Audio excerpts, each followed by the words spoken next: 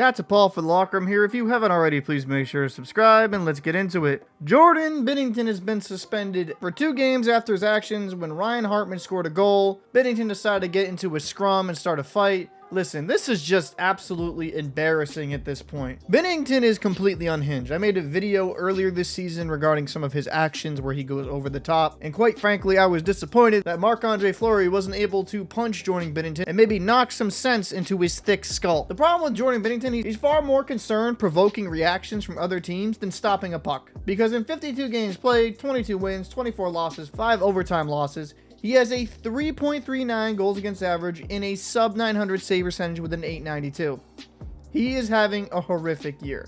So this is my personal opinion there. If he cannot save a beach ball, he should be far more concerned with getting his technique down right, making sure he stops pucks, than slashing and punching other teams. Let's just kind of call it what it is when it comes to Jordan Binnington. He is an overpaid waste of space.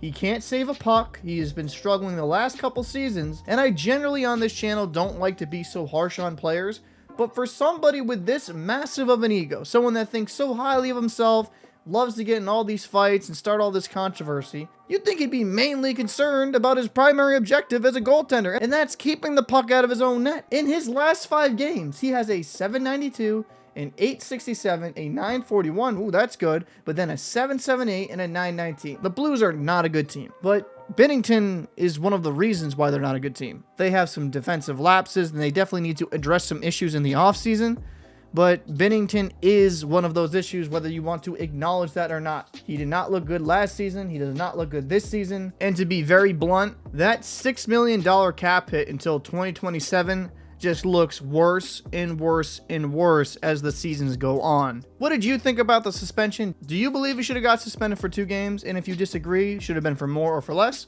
I'm Captain Paul. I'll see you in the next video. He's celebrating, one knee in the air, and Binnington's out of his crease. Binnington goes right at him and got it. Actually, he got a lot on him. I couldn't see that from my angle.